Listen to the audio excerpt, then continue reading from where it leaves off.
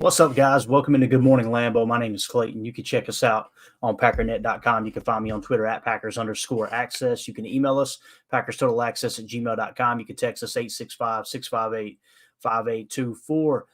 Good morning to everyone out there. I know the chat's already lit up. Sorry we didn't do a show last night. We had some family festivities planned there on the holidays, so we're back at it.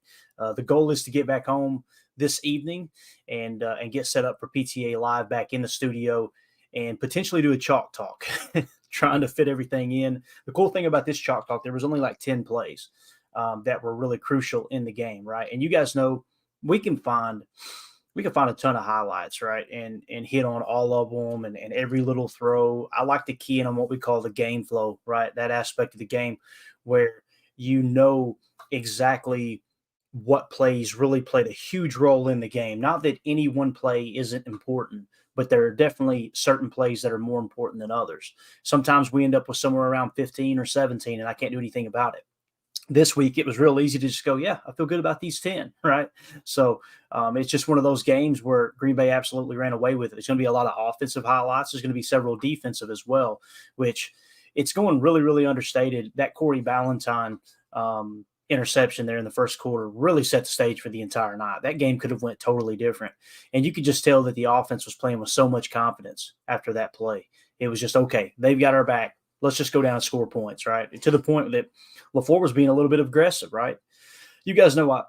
99% of the time I'm disagreeing with going for it on fourth down. I'm a very boring fan. I'm like, hey, take the points when you can get them.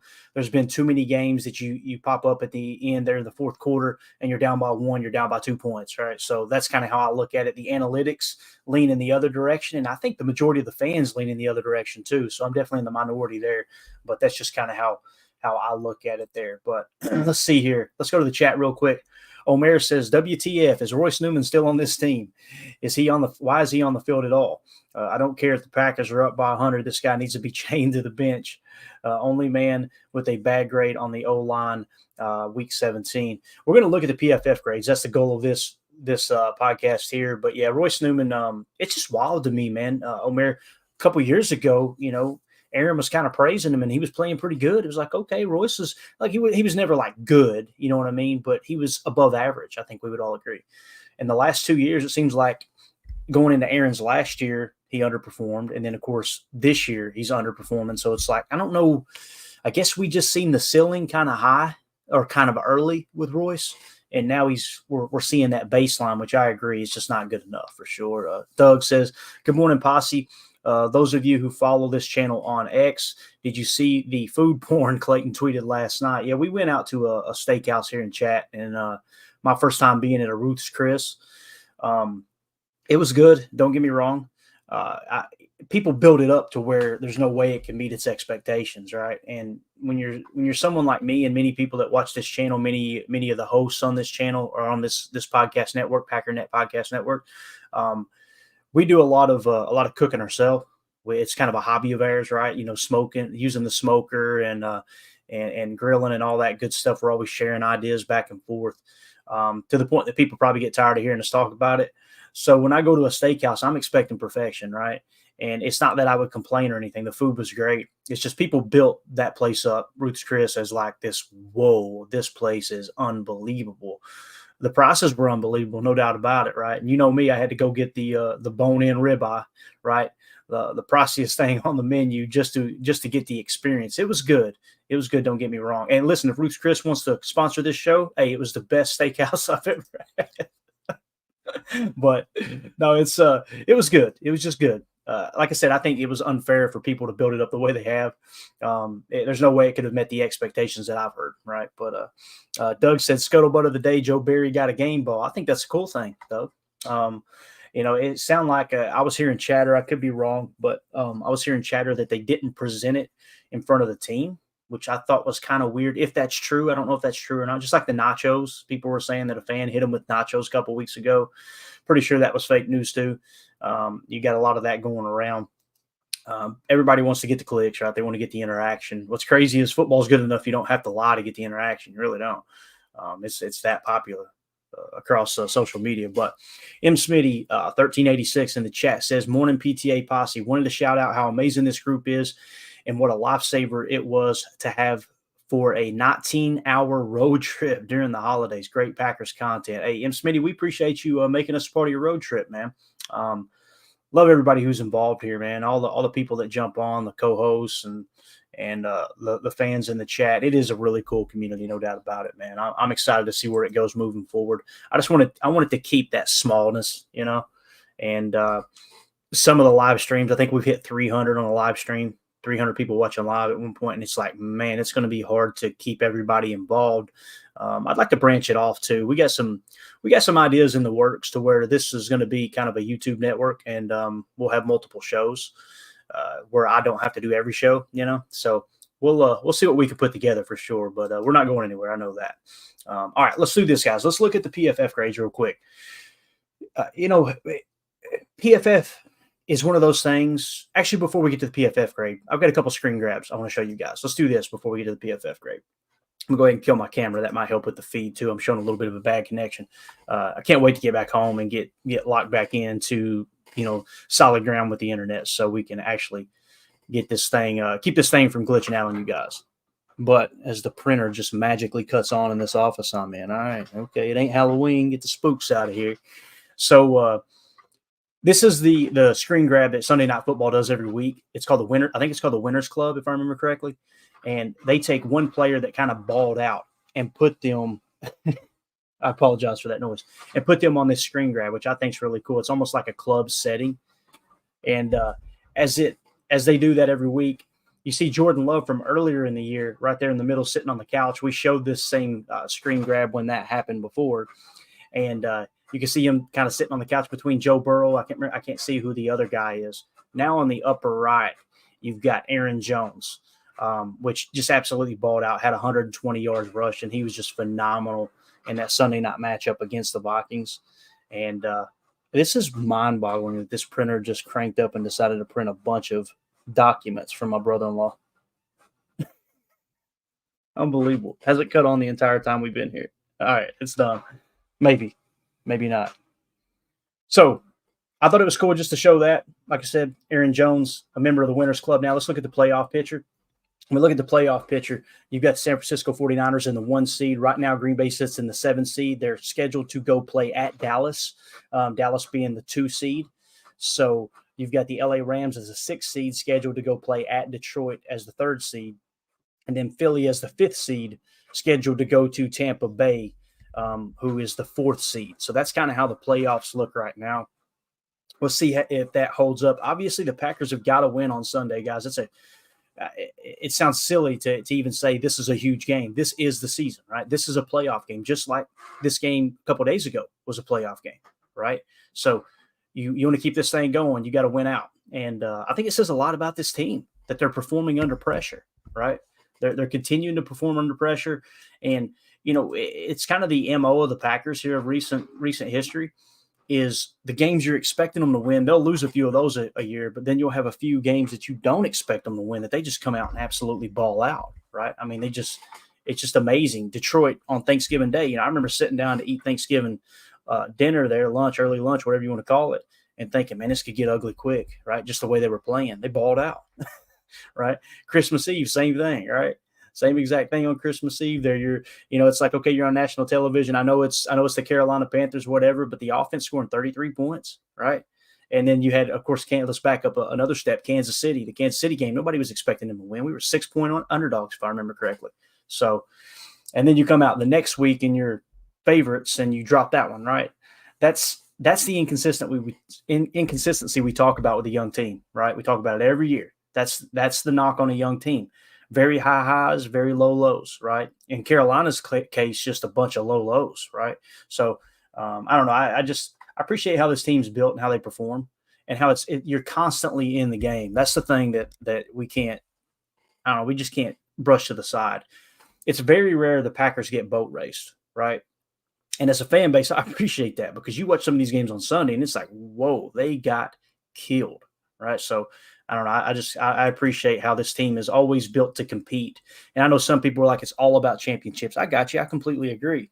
But if I have a hard time answering the question when people ask this, and seems like it gets brought up every year, a couple times a year. It's like, okay, would you rather have a team that's crappy for 5 years and wins a Super Bowl that 1 year and then goes back to being crappy for 5 years, meaning, 3-4 wins a year?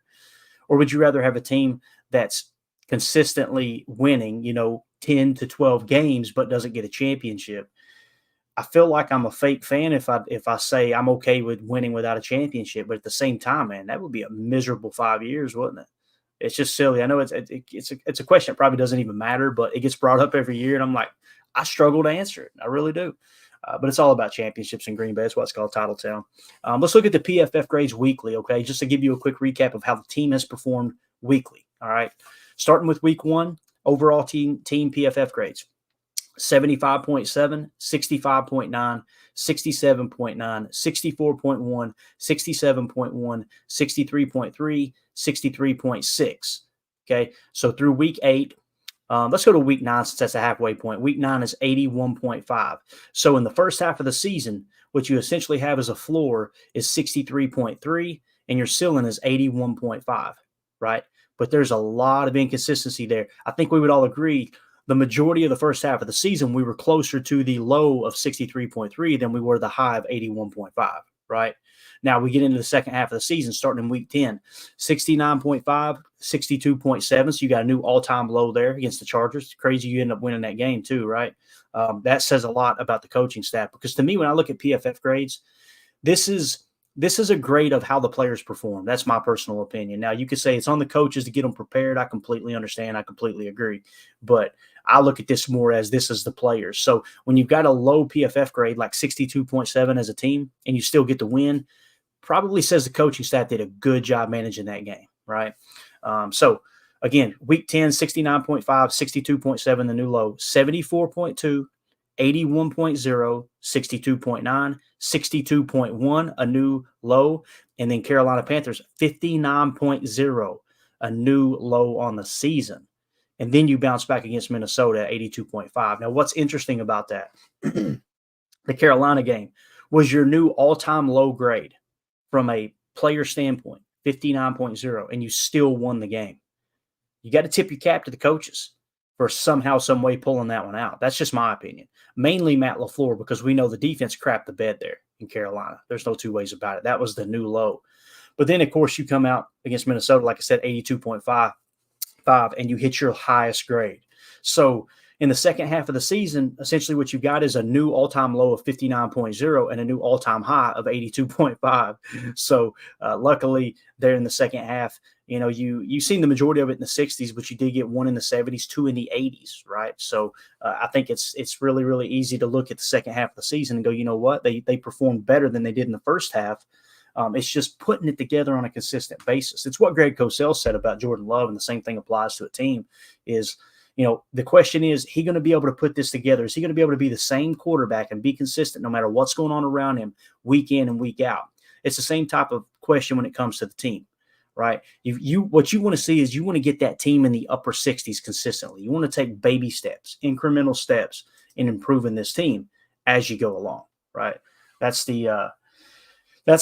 To me, that's kind of how I look at that. It's all about consistency, right? And that's where I think the coaches have failed to a certain extent is the players just aren't consistently ready to play. I don't see a problem with the scheme. The running scheme was what I had an issue with in the first half of the season. Never at any point this year did I have a problem with the defensive scheme. It's like, okay, I see why they called it there, but the players weren't executing. Again, that still falls on Joe Barry and getting them prepared, and especially the position coaches, which is something that we haven't talked about at all. Let's move on to offense now. So this is the offense PFF grades, okay, for the game there against the Vikings on New Year's Eve, all right? Right at the top of the list with only 23 snaps because he left with the injury. I think they were just trying to protect him, to be honest with you. I think they said the MRI came back, or the X-ray come back negative, so we should find out some information. Let's see, today is – I don't even know what today is. What is today, Tuesday? Where's my phone at? Yeah, Tuesday. So we'll find out a lot more details tomorrow. But Jayden Reed, 92.7. I'm going to say it again, 92.7 PFF grade for Jayden Reed, rookie. Unbelievable. That was his best game by far. Up next, Jordan Love at a 90.8. I'm almost 100% sure that's his highest graded game of his career. Remember last year against the Eagles He only played a half, and he graded out like a 78.2 or 78.7, whatever it was. And it's like, man, if that's the Jordan Love we're getting, holy cow, we got us something, right? Look at this, 90.8. He was just on, man. He was on. There were very few throws that I was like, he missed that one. And when he did miss, it kind of felt like he was trying to protect the receiver, which is what we've been wanting, right? Because of how, he's thrown some hospital balls this year. It's been one of the knocks on him, right? That's how you got Dontavian Wicks hurt. That's how you got Jaden Reed hurt. You got Christian Watson hurt earlier in the year. I'm not suggesting Jordan's doing it on purpose, obviously. And those players aren't looking up like, he got me hurt. I'm just saying, when you don't protect the wide receivers, they're going to play a little skittish too. But also you're going to get riddled with injuries. So it's what the great quarterbacks were able to do. And you've seen in this game, Jordan Love kind of did that. There were several times that I felt like, man, he put that one around the money. Yeah, there you go. Keep him out of harm's way, right? And, of course, he had the touchdown run too, which was awesome. The big story of the day outside of Jordan Love and Jaden Reed was Bo Melton. Bo Melton got a season-high 49 snaps, okay? 89.5 was his PFF grade. And if I understood correctly today, they put Samori Toure on injured reserve, and Bo Melton has been signed to the active roster, if I understood that correctly. I believe it was Bo Melton. Sometimes I get him and Malik Heath confused. But if you guys know that for sure, let me know in the chat, okay? I'm pretty sure it was Bo Melton that they signed to the active roster. I think it was actually Aaron Negler that tweeted it out. Let me look real quick. That way you guys don't have to look, just to make sure I'm not telling y'all wrong. I want to get this right here. Give me just 1 second. Let's see. I know he tweeted it here recently. Yeah, Packers announced they have signed Bo Melton to the active roster and placed wide receiver Samori Toure on injured reserve. That was his last call-up. So if you send him back down, you've got 3 elevations per season. So they wanted to sign him to the active roster, obviously. Coming in fourth, Aaron Jones with his best, I believe that's his best grade of the year. He might have graded higher in week 1, but definitely his best performance since week 1. 83.6 for Aaron Jones. He's completely back. He looks healthy. A.J. Dillon with the broken thumb and also the banged-up shoulder, 78.6. Sean Clifford, look at our boy Sean Clifford coming in with 8 snaps, only 1 pass, 78.4. Everybody calm down. Calm down, okay? It's just 1 pass. I'm not that guy, all right? So we're good. We're good here. Sean Clifford, though, did his job when he came in as a backup role there in the mop-up time, right? Zach Tom, 66 snaps, played the whole game, 77.2, great performance. Patrick Taylor, 20 snaps, 69.4. Ben Sims, 67.9 on 41 snaps. Ben Sims looking a little bit like a gym, It sucks for Josiah DeGuara because these tight ends are performing so well that it really does shine that light of mediocrity onto one of the team leaders in Josiah DeGuara. You heard Tucker Kraft praise him about him helping with his development and everything earlier in the year. But, man, if you see it, you got to say it. Josiah DeGuara just hasn't performed on the field. Although recovering that punt last week, that fumble last week, man, that was huge. It probably saved you the game, to be honest with you. Right behind Ben Sims, Tucker Kraft, 64.7, played 61 snaps. First, let's look at the negative. Pass blocking, 48.7. Run blocking, 49.0. In the passing game, though, being a receiver essentially, 77.2. If he can improve that run blocking slightly, right? Pass blocking, I'm not that concerned about, to be honest with you. You don't bring a tight end to pass block. Like you don't draft a tight end to pass block. You draft them to be a target in the passing game first and run blocking second, in my opinion. If there's a situation where you're like, we've got to run right here, the defense knows we got to run right here, you're pulling that tight end out and putting a U70 in there, right? If at all possible, an extra offensive lineman.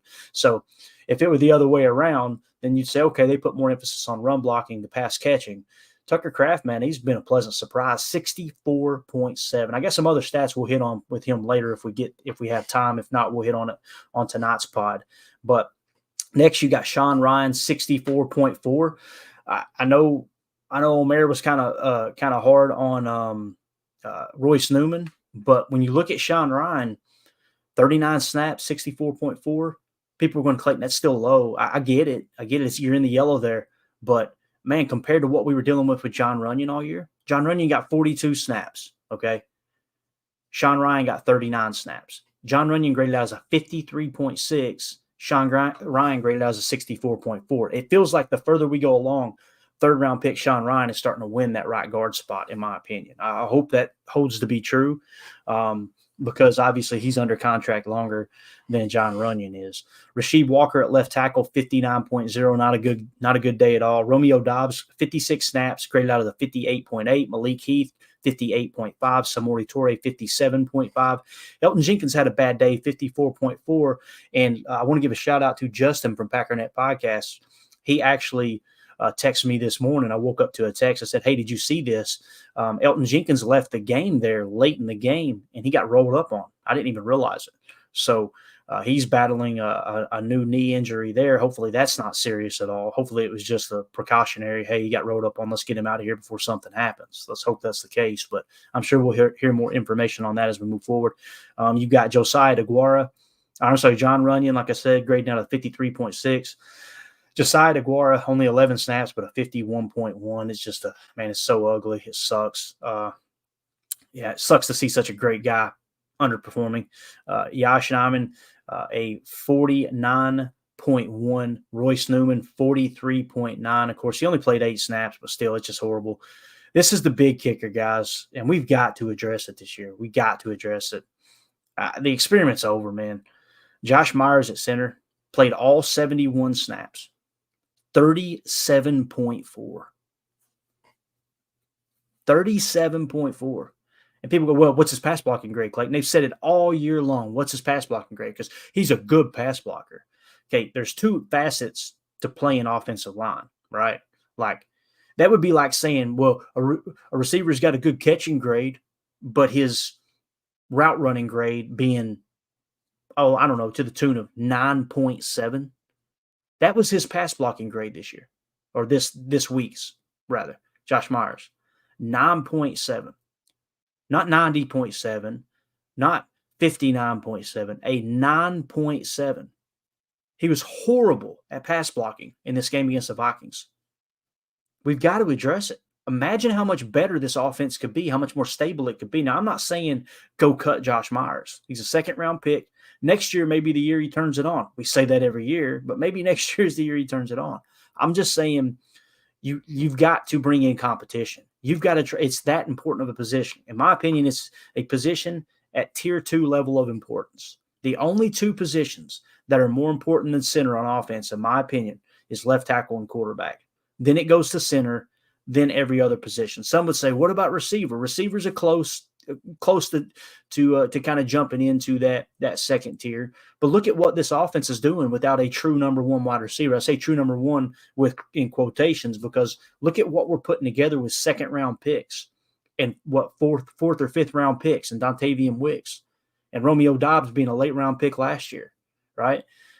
But center, it's like, I'm not asking for the best center in the game. I'm just asking for a top 10 center. And the people that have argued with me over this all year long, they keep coming back going, all we're concerned about is pass blocking. He's top 10 in pass blocking. He sure wasn't yesterday, man. And he hasn't been all year long. There's occasions it's like, okay, good game. And we call it out when we see it. But when I asked Mike Wall about it, I mean, he was pretty straight up. He said, Clayton, Josh Myers is an average offensive lineman. That's what he said. And some are going, okay, well, that's better than below average. I got you. The problem with that, though, is you drafted him in the 2nd round. And it's a position that's way more important than for you to just kind of go, he's average. You got to try to upgrade that. And like I said, when I asked Mike about, I think it was 2 weeks ago, hey, what's the offensive line? How do you see this offensive line? He basically said 74 at left guard and 70 at right tackle, Zach Tom. You're good to go. Everyone else is replaceable. That's what he said. He didn't say go replace them, but he's saying you can upgrade there pretty easy. So that kind of tells us all we need to hear, right? I'm going to try to get back to the chat here in a second. I want to get through these PFF grades like the title entails so I don't get chewed out by certain listeners. So on the defensive side, all right. This was a fun one to watch on defense, man. They really showed up. People immediately go, it's a 3rd-string quarterback. I got you. I know. Thanks for reminding me. But it's funny how all week long, those same people that are saying it's a 3rd-string quarterback were going, watch, Jaron Hall is going to have his best game of his career. Watch. Joe Barry's going to make him look like an MVP. Watch. Everybody said it all week long. Those people are completely quiet now. And then when they do speak up, he's a 3rd-string quarterback. Who cares? Okay. Well, I care. We won the game, and the defense was probably the reason that we won the game, to be honest with you. Should have held them to 3 points if Torrey hadn't muffed that punt. So, which, by the way, with Torrey's injury and him going on injured reserve, it kind of leads you to believe it's one of those Belichickian. They called it the Belichick flu in New England. When they got to the point where they wanted to keep someone on the roster, or they wanted to have him be a part of your future, but you didn't want to have him active right now. I'm not suggesting the Packers did this, but it's pretty common across the league. All of a sudden they have a minor injury that pops up and you go, okay, you're going on injured reserve the rest of the year. We'll bring you back next year to camp and give you another shot. The player's not going to argue with that. That obviously it works out better for the roster builders too, right? The front office. So I don't know. It's just that kind of popped in my mind when I looked at it that way. So at the top of the hill on defense, though, Preston Smith, only 29 snaps, but 90.3, had a 90.2 pass rush grade, was phenomenal. The strip sack, that's one of the plays that made the cut in Chalk Talk. I'm excited about breaking that one down. Isaiah McDuffie came in for only 15 snaps before he left with what I thought was a concussion. But before he left, 87.1. Now, I'm going to jump down. Quay Walker, 64.5. And that's with a sack, guys. His pass rush grade was a 69.4. Okay? So with Quay Walker, even with that pass rush grade of 69.4 with a sack, a 64.5 as an overall grade, Isaiah McDuffie, 87.1. Let's rewind to what Mike Wall said several weeks ago. What did he say? It's time to put McDuffie in. This isn't working. He wasn't just talking about Dre being hurt and playing, being forced to play slow, but he was always also talking about Quay. I know people got excited about Quay, and the part that bothers me about people going, we need to use Quay that way. That's what he's good at. I got you, but you can't do it every play. If you do it every play, then you're basically committing to rush him 100% of the time or 80% of the time. Guys, defenses are going to pick that apart. The reason that works when it works is because you're being a little bit deceptive. Maybe you're not sugaring that A gap and you fire a little delay blitz, a dog blitz, right? Or a green dog blitz if they're keeping the running back in. In that case, it was just a fire to the best of my knowledge. I've got it on keyed up for Chalk Talk too. I've got it in my notes, but I haven't broke the play down extensively. To me, it looked like it was just one of those things where they were just trying to fire the Sam, right? Or the Will. I got to look and see where his exact positioning was in the nickel. Some people don't even like to call it Sam and Will in the nickel. I do. I think it's important to identify, are they on the tight end side or not?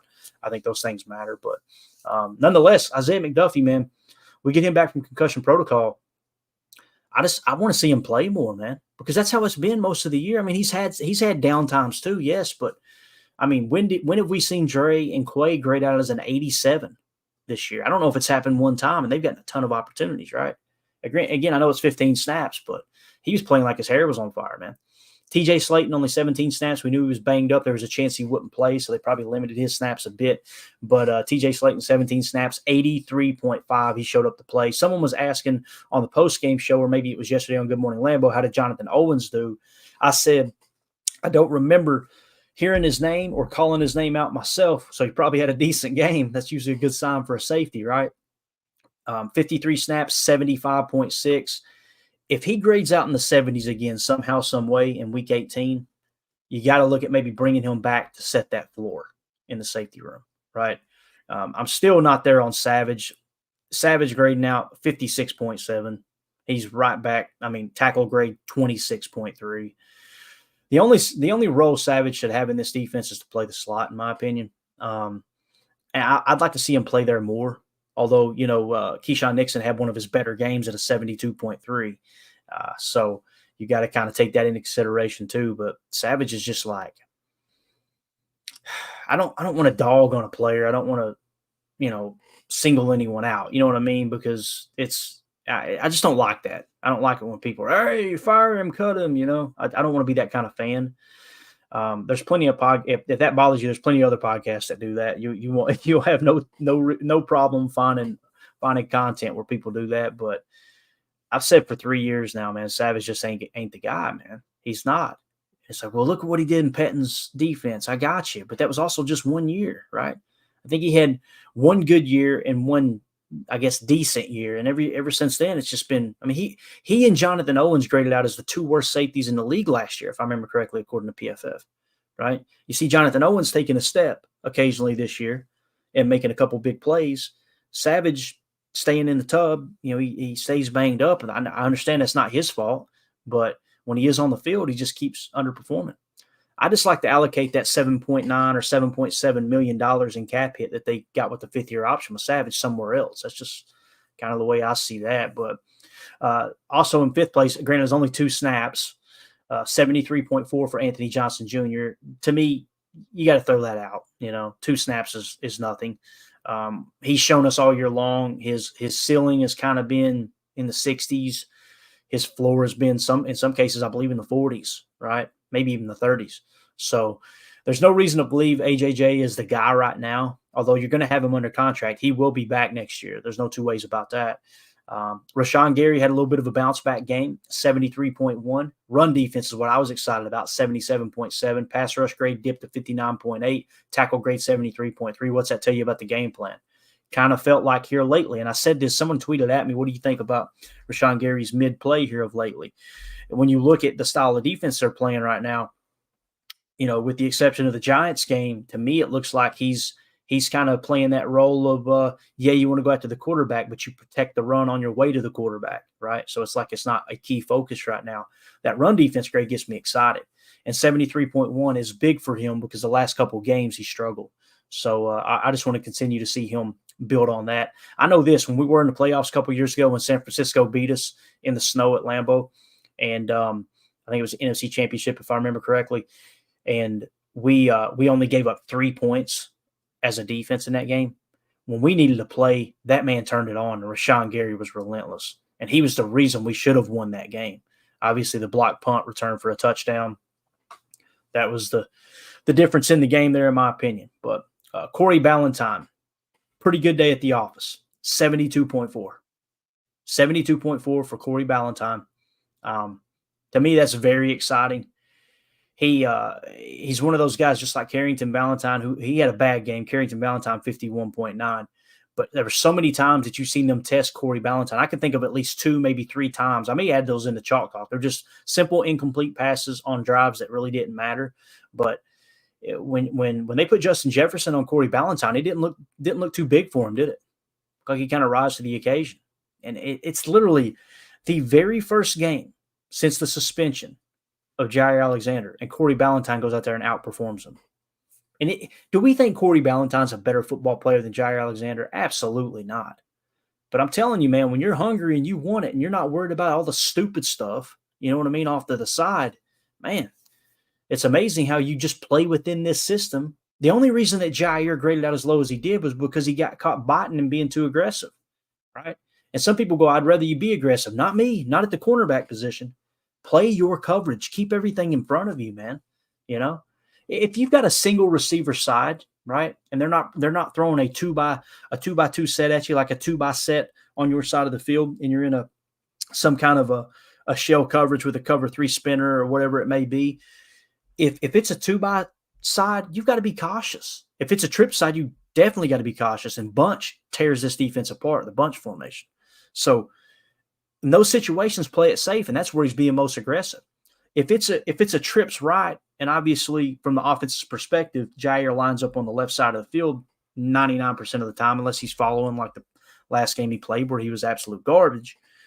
If you just got one receiver, be a little more aggressive because you can rebound. If you bite on an underneath, you can rebound and you're covering one guy. But when you got a 2 or a 3 receiver passing concept on your side of the field and you're biting overly aggressive when you're supposed to be playing deep quarter or deep third, that's just a recipe for disaster. And that's what we've seen with Jair. You don't see that with Quay Ballentine. He plays everything kind of mid, right? 5 to 7 off the ball, doesn't bite on the double move, make sure he keeps everything in front of him. Good things happen. If you were to ask a quarterback, all right, you're going to go up against a corner here, and you could choose what style corner you're going up against. You can go up with one who's going to be aggressive and give you 3 to 4 opportunities a game to bite on a double move, or the guy who's just going to play back the entire time and keep everything in front of him. I guarantee you the quarterback's going, give me the aggressive guy. We might be able to hit an explosive. That triples your chances of scoring on that drive, and explosive plays are what offenses are gearing their entire passing coordination around in the NFL. So Ballentine, got a tippy cap. I hope Jair comes back this week and he's the old Jair. I really do. But I'm just going to go ahead and say it's the elephant in the room. If you pull Quay Ballentine back off the field and put Jai in, and he's biting on double moves and playing 10 yards off the ball in a cover one man when everyone else is playing snug. That's a bad look on this coaching staff. Bad look. So, again, I hope we get the old Jair back. But Corey Ballentine, great game there. Kobe Wooden, only 10 snaps, 72.3. That was good to see. Our boy Devontae Wyatt had a bounce-back game. This was awesome. Only 29 snaps, 72.3. Tackle grade still horrible at 28.4. You see it all over the tape every single week. Anytime there's a run and play near Devontae Wyatt, he plays reckless and he just can't tackle well. Pass rush grade, it's becoming the norm for him, 77.2. He's a great pass rusher. Run defense, run fit, gap sound, all that, 55.5. Keyshawn Nixon, 72.3 was his grade. What did he do well? Coverage this week, 73.9. I don't recall a whole lot of man coverage. I'm making my second pass through the tape right now. I'll be able to give you guys a better idea on some of the plays I break down, whether it was man or zone or what have you. Rob Domofsky sometimes tweets those numbers out too. So if you guys out there listening to the show, if you guys out there have already seen the numbers of how much man and zone they played, let me know. That's something that I don't chart individually because there's a lot of sources out there that does it for you. I'm more or less trying to key in on, okay, what was a specific call on the explosive play, whether it's offense or defense, or a sack or a forced fumble or an interception, that type of stuff. But pass rush grade for Keyshawn Nixon, obviously blitzed a couple times out of the slot, if I remember correctly, 76.1. That helps his grade a lot. Run defense, 68.5. Tackle grade, 66.9. I'll take that for a slot corner all day long, right? That's a big improvement. But coverage was nice, man, 73.9. Lucas Van Ness, man, he is steady Eddie. I'm telling you, 19 snaps, 65.6. What do we always say about rookies? If you grade out in the 60s as a rookie, it's pretty good floor to start with, and usually proves that, okay, this is going to be a solid player throughout his career, right? It's just like you come in the league and you perform at a 60 especially the mid to upper 60s, like Lucas Van Ness typically does. It's a good sign for him to be a good player moving forward. Tackle grade 72.4. Quay Walker, like we said, coming in at 64.5. Got to see more from him. Again, if it wasn't for the pass rush grade, and you guys are going, well, Clayton, you just praised Lucas Van Ness for 65.6 and scolded Quay Walker for 64.5. This is Quay Walker's second year in the system. And what are we seeing? We're seeing him hover right around that same grade. Next year, if Lucas Van Ness is grading out in the mid-60s, you're going to hear me criticize Lucas Van Ness because you take someone in the first round, especially like LVN, you take him a little bit higher, number 13, whatever it was. I can't remember where Quay was. He was in the 20s, I believe. But still, you take him in the first round. Guys, that's supposed to be a really good starting player. We give him that rookie year. We're not that critical on this pod. Like, okay, rookie year, get your feet under you, show us that you got a good base. Cool, got it. You got to take that next step the next year. And definitely by year 3. And if you don't, you end up like Josh Myers, and it's like, what the heck are we doing here? This dude is not playing good football. So Carl Brooks only got 14 snaps, 59.8. Kenny Clark had maybe his worst game of the season. Think about that. We only gave up 3 points, and Kenny Clark had a bad game. 58.4, tackle grade 26.0. And then his pass rush, just like Devontae Wyatt, always a good pass rusher, 75.2. I'm still of the opinion we have got to keep swinging on defensive line. Philadelphia Eagles last year had one of the best defensive lines in all of football, interior defensive line in all of football, right? Had a good rotation of guys, just solid play across the board. Very gap sound, very good at tackling. What did they do in the first round? They ensured they got another stud in the first round and taking Jaylen Carter at the number 10 pick or number 9 pick, maybe it was, right? You can never have too many good guys up front on defense. It's why defensive tackle, interior defensive line. Notice I didn't say nose tackle. I said defensive tackle. When you hear me say defensive lineman, I'm referring to interior defensive lineman. And you need that 3-tech. A 3-tech, like Michael Lombardi says, everybody thinks they've got a 3-tech and nobody's got one. It's just a handful of teams that's got one. A 3-tech meaning someone who can play close to the center, essentially a nose, do what a nose tackle does in a nickel defense, but also get after the quarterback from the interior, right? Good on both aspects of defense, both run defense and pass defense, and specifically pass rush and stopping the run. That's the type of guys that are what I refer to as a tier 1 position of importance at interior defensive line. Kenny's not been that. He just hasn't. I love Kenny. I love his demeanor. I think he's a leader of the locker room, all those things. He's a quiet leader. I really respect and appreciate that. And I think Kenny would be even better if we had someone next to him. That's why they went out and got Devontae Wyatt, right? Let's use another first-round pick on an interior defensive line to try to help Kenny out. Okay. The problem with that is you keyed in on a guy who's an excellent pass rusher, but he's been cheeks so far at run defense. So Devontae Wyatt's got to take another step next year. The 72.3 is nice. Don't get me wrong. But, man, that tackle grade, they got to work on him with that. He's got to get better in the run game, and so does Kenny Clark. But Darnell Savage, 53 snaps, 56.7. It's just a tough look for me. Eric Wilson, 52.5. Came in, filled in like he always does. He had a pretty decent special teams grade. I think he may have even led the team, if I remember correctly. Carrington Ballentine had another bad game, 51.9. But did he give up a touchdown? Right? Do you remember a big, deep bomb that he gave up? Now, people were going, well, if he didn't give up any big plays, Clayton, how did he grade out so light? They're looking at the play very, very closely, right? If their assignment is playing 7 yards off the ball and they throw an underneath curl, they're kind of grading him by how aggressive was he to get into the ball, seeing that it was just one receiver on his side of the field. Things like that kind of come into play, right? And, PFF doesn't grade the plays exactly or even very close to how coaching staffs grade the plays, but it's similarly set up. It's the closest thing we have to that type of approach, right? Andy Herman does a good job of just grading players, positive play, negative play. He's got his own grading system. What I've noticed about Andy Herman's grades is most of the time they're pretty close with PFF. Like I said, he's got a whole different system. But when you look at the players that graded out high and players that graded out low, it's pretty consistent across the board with him.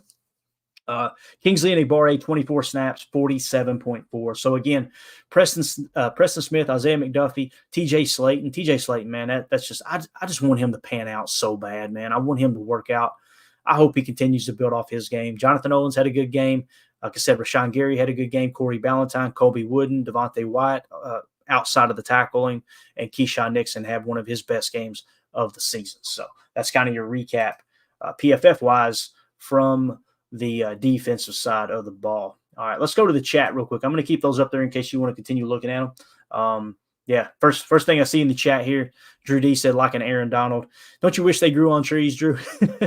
It's, when you talk about the top of 3, 1 to 3 tech that we're mentioning, Aaron Donald's the poster child for it, right? Jaylen Carter has become kind of the new poster child. And that's where I'm like, we were picking 13th. Man, just let me play devil's advocate for a minute. This is what I'm talking about Goody can be a little too conservative. We're picking 13th, okay? Lucas Van Ness is playing somewhere like, 15 to 25 snaps a game, okay? And has he been elite? Absolutely not. Let me ask you this. Hindsight being 2020. If you knew Jaylen Carter was going to be the slam dunk that, by the way, everyone said he was hands down the best player in this draft, he just had a little bit of baggage coming in. Can they keep him straight, right? And it was like, well, let's put him next to, I think it was Jordan Davis, his former teammate from Georgia. Let's put him next to him in the interior. Remember, they took him the year before, and they had Fletcher Cox already on the team. That's what I mean by they're continuing to build that interior defensive line room out, okay? So if the Packers had said, you know what, we're just 3 spots away from taking Jaylen Carter, why don't we trade up and get him? And let's say they had to give up a second next year and a third that year of. Imagine Jaylen Carter lined up next to Kenny Clark. Now, immediately people go, what about Devontae Wyatt? That's where I differ with a lot of fans. It's nothing against Devontae Wyatt, but my response is, what about Devontae Wyatt? You're looking to improve your team any way necessary. Injuries happen too. He's going to get his opportunities. And if he can outperform Jaylen Carter after you traded up and took him, then guess what? I don't care if it's a 5th rounder. Put the best players on the field.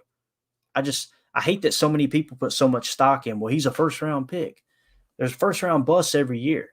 That's not a knock against Goody. It happens to every GM. I'd like to see him shore up that position a little bit more. That and center are the 2 things that's really popping out to me here recently. And some people are hearing that and go, Clayton, you said it for 3 years. I know. I'm just telling you, it's getting confirmed over and over and over in my mind each week when I look at the tape, look at the PFF grades, and kind of break everything down. So I agree, though, Drew D. I wish Aaron Donald's grew on trees, man. He's a stud, absolute stud, monster. Doug in the chat says there's also looking, quote, off the ball, right, Clayton? Val might lose his man, but his man might not get the ball, but Val gets downgraded, right? Yeah, exactly. Talking about the grading. Absolutely. Absolutely. He may lose his man, but there's not a big play attached.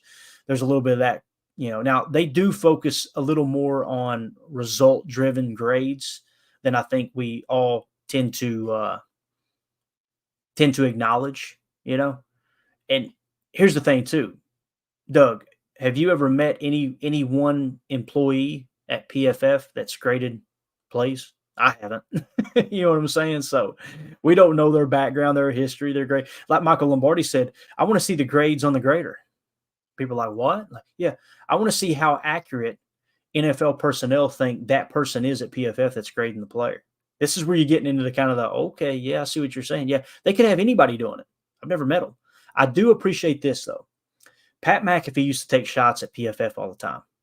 He had Chris Collinsworth on his show, I think it was last year, and Chris just started laughing because he was criticizing it and everything. Chris said, Pat, when you get some time, why don't you swing by our home offices and let us show you what we do. Pat hasn't complained at all about PFF since then. I'm not suggesting behind the scenes Pat went and visited them, but I think offline maybe he explained to him, like, here's everything, all the man hours that go into watching the tape and grading these players. And Pat's silence says a lot to me. I'll just say that. Okay. Again, PFF isn't perfect. Nothing is. Nothing is. I don't like to lean on stats. Stats is a result of play, right? I want to know stats are everything went right and this stat was allocated, or everything went wrong and this stat was allocated, rather than what was his assignment. People go, well, you'll never know their assignment exactly. Right. But as close as we can get to that information is what I'm seeking. And I feel like PFF does a pretty good job of that. Again, it's why we always throw the preface out there. It's not the tell-all end-all, right? It's like, hey, look, this isn't the Rosetta Stone, the gospel of football grading. But, man, it's a heck of a tool to have in our hands. It really is. There's a lot of man hours going into grading that stuff. So, but, yeah, I agree with you there, Doug. Let's see. Drew D said, I wanted to take a chance on Jeffrey Simmons, who went number 19 overall in 2019 because of character issues. The character thing really, it really does come into play, man. You don't want to end up with an Antonio Brown on your team, right? Or I'm just going to say it. It's like people were nervous about saying his name. I'm just going to say it. Right? Or Aaron Hernandez. Same thing, right? He fell in the draft like the third round or fourth round, whenever it was. You know why he fell so far? Because there was multiple incidents when he was in Florida of him getting in physical altercations with people.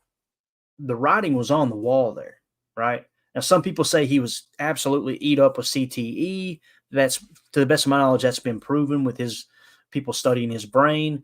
That's a hell of a tragedy. It really is, man. I hate that. I really do. Because it's like that stuff, CTE is, it is a different animal. But as a society, man, you got to judge people based off of their past experience, right? Like, okay, like the old Bill Parcells says, when someone tells you or shows you who they are, believe them, right? He punched if I understood correctly, it was a diner or a restaurant or something. He punched the owner of it in the face and broke bones in his face, like physically harmed this dude while he was in Florida. Tebow was the one who had to pull him out. He's running around with Tebow, Mr. Perfect. You know what I mean? I don't think he's ever nobody's ever had anything negative to say about Tim Tebow as far as him getting into a physical altercation or cussing somebody out or, acting inappropriate in public, right? And he's the one, like, he couldn't even keep Aaron Hernandez under control. That was the guy that came out with flags, right, Drew? And the signs were always there. And the Patriots took a swing on him. And he sold it to him good, man. Multiple video footage, you know what I mean, of him saying it's the Patriot way and I love it up here and I love their discipline, and he stayed out of trouble. Lo and behold, we find out later that behind the scenes he was, one of the most evil people to ever play in the NFL. Again, with CTE, but that's as far as I'll take that conversation there. I don't want to say anything inappropriate, but yeah, character issues make things, it muddies the water, that, and it's like with Jaylen Carter. Hindsight being 2020, playing devil's advocate for a minute. If they trade up 3 spots and take Jaylen Carter and he gets arrested in week 6, I'm going, man, we shouldn't have done that, right? So you just never know. It's just Goody never swings like that, and maybe that's a blessing, right? It's just I know that position is so important. You got to keep swinging until you find a stud. I believe that. I really do. So more so than center, really. But Yeah, Doug says McAfee isn't silent on much. Boy, that's a true statement right there, my man. True statement. Let's see. William in the chat says PFF doesn't tell you where the Packers think a player is in his development and his ability to develop. No, he doesn't. That's where you got to make your own judgment. They're not going to tell anybody any of that. They're not going to come out and go, let me tell you, this player right here, in 1 year, he's going to be a stud. They're talking like that behind the scenes. And they're also talking about, I don't know about this guy. Probably need to get him out of here, you know? But yeah, they definitely don't do that, man. You're right. Who can? Can you, William? I know I can't. I know I can't. Let's see. Doug in the chat says bad public behavior is that exact? I can't even say it. It's a big word, man. You smart people. Exacerbated, I believe is how you say it in Green Bay. Yeah, there's not much to do, right? As I think it was T.O. that said one time, we got to get that sound drop. We said there ain't a damn thing to do in Green Bay. I think that's what I love about it, man. That place has got my heart. I love the people. I just love everything about that small town field. Absolutely awesome. Let's see. William in the chat says Mike Wall said he wasn't any good until his fourth year. What would PFF graded him on his first three, and should we have dumped him then? I don't think so. Is there a well? Let me ask you this. Let me back up now. Mike Wall, right? On the show all the time. I put his opinion above mine times 1,000 because he's played it. I know some people don't look at it that way, and they like to kind of, oh God, what does he know? He knows more than you. Sitting on the couch, eating your Cheetos, pretending like you're a professor of football. Okay. Anyone who's played one snap in the NFL, I'm taking his opinion over mine. That's just my personal. That's how I look at it. But he says, Mike Wall said he wasn't any good until his fourth year. What would PFF graded him on his first three? And should we have dumped him then? I don't think so. Let me ask you this, William. What did Mike Wall tell us several weeks ago, 2 weeks ago, about the offensive line? Elton Jenkins, Zach Tom, good to go. Everyone else is replaceable. See? Let's go left tackle Quay Walker. It's year 2, right? Mike Wall's saying he's replaceable. Right? Center Josh Myers. What is it, year 3 now, I think? I believe it's year 3. What's he saying? He's replaceable. Right guard, John Runyon. He's replaceable. So, to answer your question, yeah. I think he would. Now, in his role. Now, if one of those players turn it on in year 4 like Mike Wall, then they're going to pick up a stud, right? But you got to go off what they're showing you right now. There's not a GM in the league that's going, all right, this guy has been hot garbage for 3 years, but maybe year 4 is the year. They're constantly, it doesn't matter what the position is, they're constantly looking for an upgrade at each position, right? Especially at the premier positions. But every position's on the table, I think, every single year. So, yeah, I don't think Mike Wall is a big fan of PFF. I know he isn't, but most former players aren't. And that's why we get Mike Wall's take, who, like I said, I hold the highest regard for, and we get PFF's take. And then we can draw our own conclusions. The more information, the better. What you're not going to get here is people that are going to just pick one thing and go, okay, this proves my point this week. Here's what I'm going with. That drives me insane. I.e., the people that are going, Josh Myers is a good pass blocker. Josh Myers is a good pass blocker. Get off his back. And then when he has a bad pass blocking grade, you don't hear from him. Right? Because they're too ego-driven to say, hey, I was wrong. I never want to be that guy, man. I'm wrong all the time. Like I say, I'm wrong all the time. If you don't believe me, ask Mandy. She'll be the first to confirm it. So just a quick glance at the special teams, and we'll get out of here. Nothing really to write home about. Top of the list, Eric Wilson, 17 snaps. I think he had, the most special team snaps. That's where his value is. And again, he provides you a backup in a pinch at linebacker too. 73.5 special team grade. Bo Melton only had 1 snap. Got to kind of throw it out. 70.3. 13 snaps for Josiah DeGuara. 65.8. Kudos to Josiah DeGuara for giving us something he's contributing to the team, right? We dog him all the time on his offensive grades. You see it all over the tape, him whiffing on blocks. It sucks because you're not going to find a better man on the face of the earth. But at least he is contributing in special teams for sure. Rudy Ford, 64.6. Everyone else was just kind of bad, to be honest with you. So, I know Omer's talked about it all the time about Rich Bisaccia and how he feels like he's kind of overrated, right? Like, hey, look, we really need to be looking there. as far as replacing special teams coordinator now. If you get a new DC, I think at a minimum you got to demote Rich Bisaccia. I'm not one of those that are saying fire Rich Bisaccia. I think this is a West Coast team, and throughout the history of the game, this is not my opinion. This is other people who've been around the game. Bill Parcells was vocal about it. Michael Lombardi was vocal about it.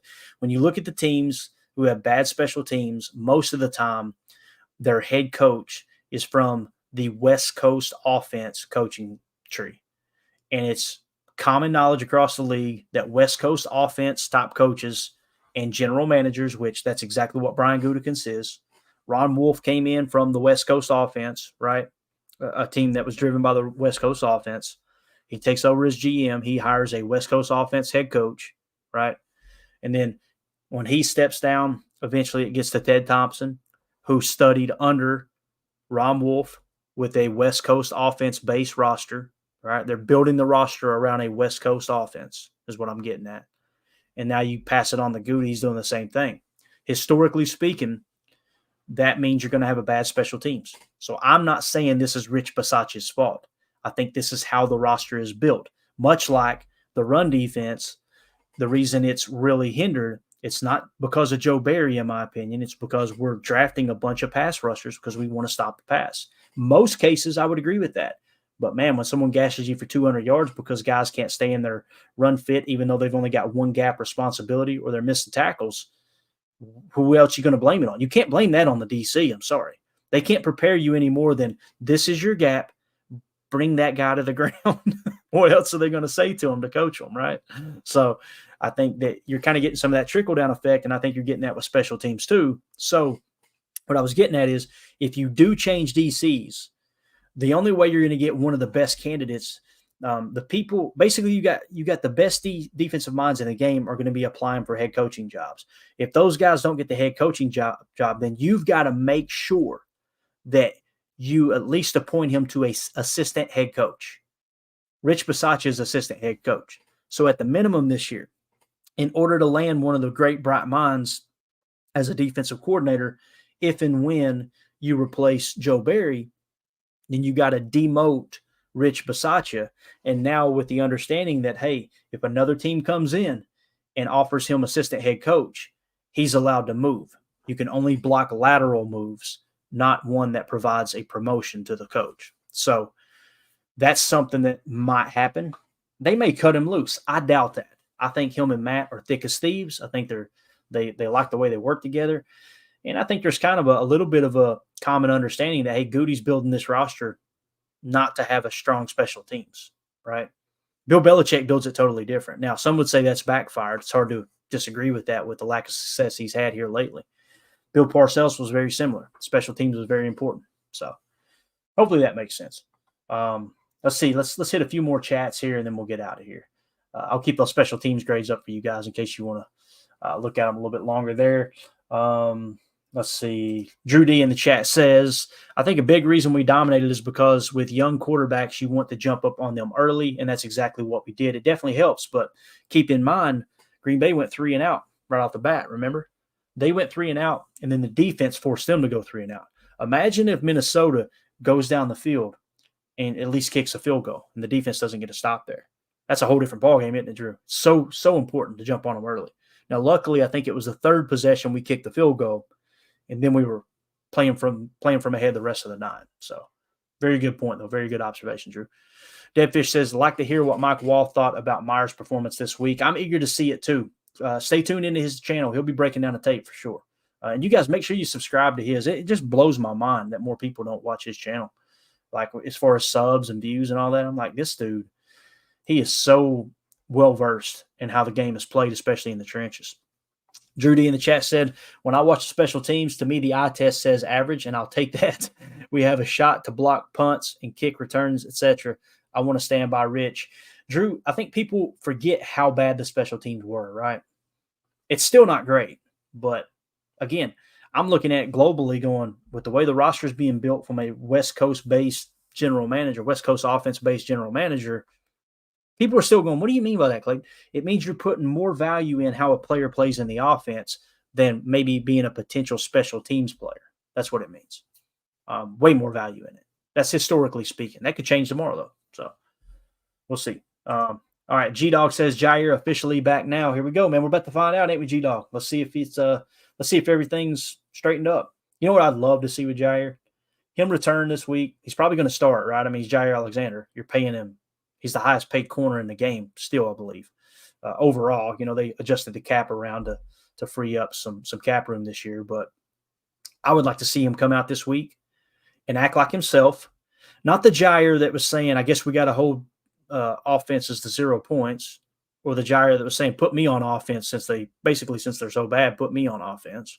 Or the guy that's coming out saying, we just got to run the call that's the play that's called. Or I don't talk to Matt LaFleur much. Not that guy. I want to see the old Jair. The one that Matt LaFleur was on NFL Films. They got a sideline, of him pregame. He walked up, dapped up, hugged Jair. This was a few years. This was Matt's first year. He said, I need you to bring that swag that you got today, right? Like, he's giving him the freedom to be the player he wants to be. But when you start that stuff behind the scenes, man, tough. I want to see him come out this week, G-Dog, and just light it up, bro. 90 PFF grade, couple picks, couple big hits too. That's what I want to see from Jair. I hope it happens. I think we'll know real quick that if he's going to be on the roster or not next year, based off body language and how he performs and the things that he say. My guess is, too, they'll try to keep him from the media, and I think that's a good move for both Jair and the team. I think it is. Because he's going to tell you what's on his mind. Jair's always been like that. Some people call him goofy or whatever. He's a clown. Get him out of here. I don't go that far, but I think he's just showing his true personality, and I think he got a little bit off the path this year. That's kind of how I see it. So again, though, I ain't gonna sugarcoat it, G-Dog. I hope that happens. He comes out and balls out. But part of me is a little bit nervous because you've seen what Ballentine did with the Minnesota Vikings with Jordan Addison and Justin Jefferson. Wasn't pretty. But they kept everything in front of them, and we held them to 3 points before the muff punt. Ended up giving up 10 points, and with the muff punt inside the 10 or whatever it was. So, Hernandez Ford says secondary is going to be a big must this game. Completely agree. The Chicago's cooking right now, man. They're kind of rolling along, playing the best football I've seen them play in a long time. Jair basically replaces Stokes. Not necessarily, Drew. Stokes obviously missed last week too. Stokes is done. Oh, you're saying probably from a technical standpoint. I got you. You're probably saying, okay, he just, where we put him on IR. I got you. Who he's going to be replacing in the game if we continue to play him the way we played him all year is going to be Ballentine. And remember Ballentine's grade we just covered? Was it 73, 72, whatever? Jair comes out and grades out in the low 60s and we get beat, man. That's an ugly look on the coaches for shaking it up, right? Randy in the chat says, just needs to play his game and quiet all the talk. Yeah, I understand where you're coming from, Randy. The negative talk, I want him to quiet. Aaron Rodgers tried to get him to do that last year. You guys remember he kind of called Jair out last year in an interview. It was actually a presser. I thought it was on the McAfee show, but it was actually a presser where he said, I love Jai, but we can't be speaking negative in this locker room. You got to. Some people roll their eyes at that stuff like it doesn't matter. I personally believe it does. In my personal experience, speak what you want. The more you speak it, the more you hear it, the more you believe it, the more it's the focal point in your life, you'll continue to go after that and chase it down and try to be the best at that. That's just kind of how I see it. You're programming your mind every day. People are going to cut the podcast off right now and go, I don't believe it. Okay, I got you. I'm just telling you. Auto suggestion, all those things. Some of the most successful people in the world suggest that, no pun intended. But yeah, I'm one of those weirdos that goes to sleep with positive affirmations playing in my earbuds, and also just stuff that's going to subconsciously train me to be a better person, a more driven person, all that. I believe in that stuff. That with Bible scripture. Bible scripture, man. It's amazing how you wake up the next day, pop that stuff in your earbuds, sleep with that all night, wake up the next day, and all of a sudden it's not about you. It's about trying to help other people, man. And I need all that I can get because I'm a selfish prick, man. I try to be better every day. I got a long way to go. Long way to go. All right, a couple more. Let's see here. Cheesehead Murph, good to see you and your buddy. He says, I think this season offense carried the back half of the season. Defense carried the front half for a young team. I can't complain. That's exactly what happened, Murph. Man, if the defense could have kept it together in the second half, this team would have been darn near unstoppable. They were as we like to say on here, second half of the season, the defense was cheeks, man. Doug in the chat said, I think Jair is truly a good person. I'd like the Packers to bring in Charles Woodson and have a chat with him. Woodson had a rough start in the league, but turned out as a Hall of Famer. He had a rough start in Green Bay, too. He got into it with the coach like the first week. And basically, McCarthy threw him off the practice field, if I remember correctly, because he didn't want to be there. It was the only offer he got was Green Bay.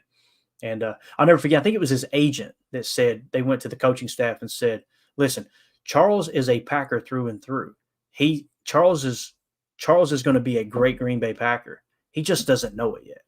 I thought that was really cool. Talking about speaking things into existence, right? That guy was trying to cast that vision for the coaching staff. Don't give up on him. Yeah. Reef said, plus keep all the media away from Jair. Yes, please. And here's the thing, too. Keep Jair away from the media.